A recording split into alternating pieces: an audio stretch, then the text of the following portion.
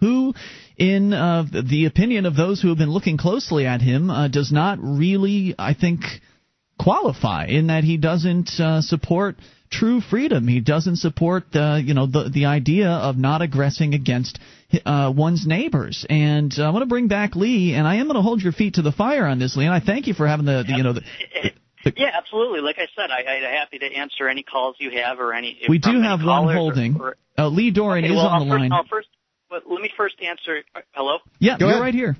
Oh, let me first address. You're concerned about me answering the non-aggression principle, and I'll answer it directly. Can you define what the non-aggression principle is? I have no right to harm anyone else unless that person harms me, and that is my understanding of it. Unless you have a different definition, and for not invading or aggressing against any country unless that country aggresses against you, as I defined it earlier. I do support that. As I defined it earlier, the issue is how broadly do you define self-defense?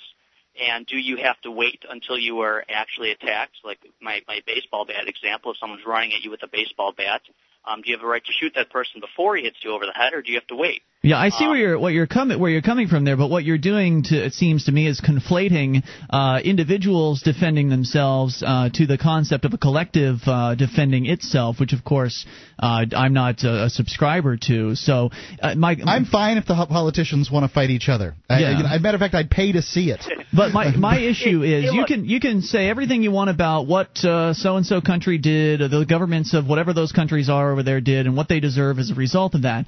But if I'm not interested in paying for what is happening on a national level, whether it be things that the government is doing to our own the people that live here in this country, or things the government is doing to people around the world, the government will aggress against me in order to force me to support their programs. So, regardless of the details of the foreign policy, the aggression is happening right here at home, and I'm wondering how you feel about that. Well, first of all, I am. You know, I think I stated as clearly as I can. I understand your argument that if the government chooses to use its military in a way that you don't support, they are in a sense taxing you through the use of force to go through and in your name, in effect, use the military in a way which you do not support. I don't support the military, period. Okay, well, look, we can have reasonable disagreements about that. But we can't disagree about it because they're going to throw me in a jail cell because of my disagreement. Do you support that? Do I support you throwing in a jail cell for not paying taxes? Is That's that correct. what you're referring to? Yeah. Look, I support paying taxes, and one of the taxes I do support is the fair tax. I understand you wouldn't be satisfied with that either because it would go against your principles. So you do support throwing me in a jail cell, then? Lee, just want to clear that up. Lee, I don't want you to feel put upon here, but I guess what I'm trying. No, but I want to clarify and make sure I answer every question directly. I want it to be I can understood. hear the truth and the honesty in your voice, and I appreciate it, man. And I'm sure that people do that are listening, and to know where you stand. And I know that there are people out there that support where you're coming from at the same time. What I'm kind of, I guess, what I hear is you have been hired as the chief of what really is a revolutionary organization. By revolutionary, I mean people that are advocating for entirely different form of government than the one we have today, or at least this is what the organization has been for up until this point.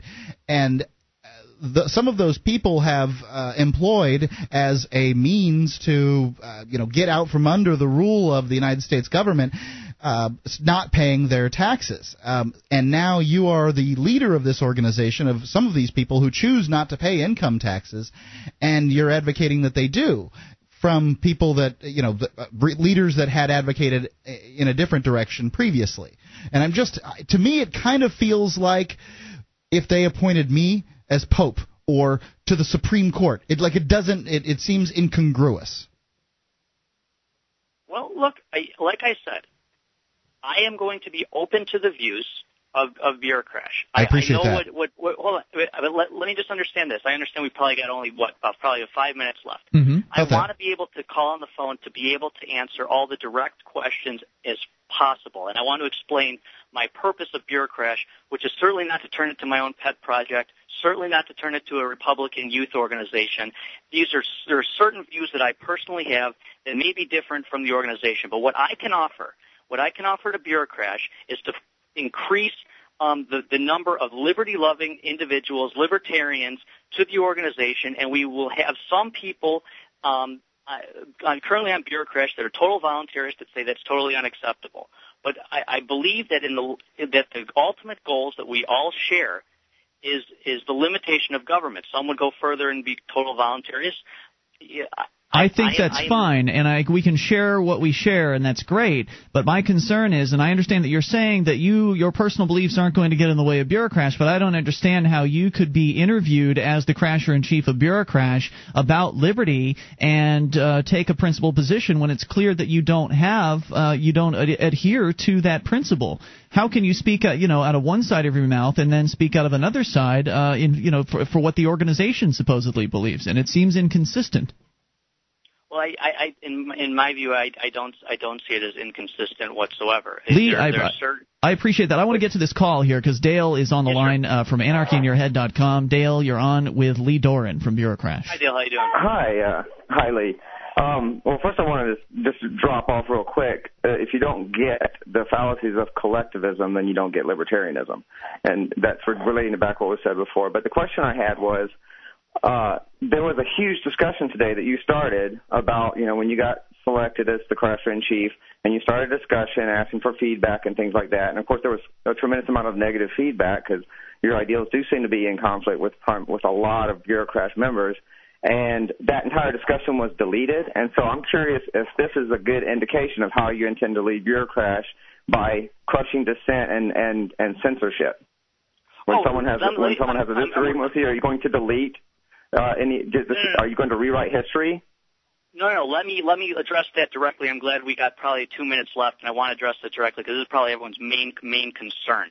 It is my understanding when I took the position of Bureaucrash, and I was absolutely wrong to do this because I didn't know what I was kind of supposed to do. I have a group of libertarians in general who kind of follow me on YouTube, and I assume that. Look, there are certain things that will be very inclusive for them so that they can meet the Bureaucrash crowd when I kind of push Bureaucrash and bring it to the larger liberty-loving audience.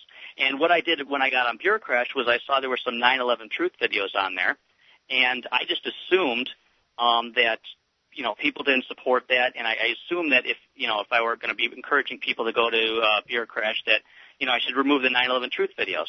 Well, that's what I did, but then I found out that what was my goal is to keep this as a totally open forum, totally open debate, and we will just simply say that we don't endorse everything and keep that open. So what I did is I said, okay, what I'm going to do is I'm going to remove the stuff that I put on there and simply get approval on what exactly it is I'm supposed to be doing. So as of right now, nothing will be removed at all.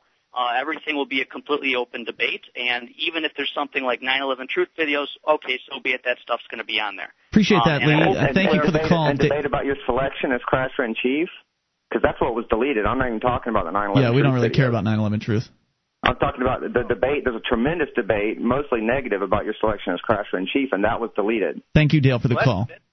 That's still up there to the best of my knowledge. Unless there is one thing I deleted because it was originally from my personal content that I assumed that was that I wasn't even supposed to start putting introducing myself. Lee, one more quick question before we go. Who did you vote for in the Republican primary? I believe I voted for Mitt Romney.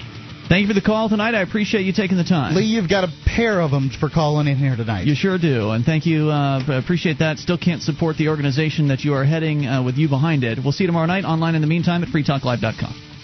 DVD, books, music, instruments, periodicals, computers, software, electronic, photo, cell phone, office product, home and garden, bed and bath, furniture, kitchen, pet supply, automotive, hardware, apparel, shoes, jewelry, grocery, healthcare, sports and outdoors, toys, games, used, and more. It's a department store at your fingertips. Amazon.freetalklive.com. Get all your shopping done, a great deal, delivery to your door, and a percentage of your purchase will go to Free Talk Live when you enter Amazon through Amazon.freetalklive.com.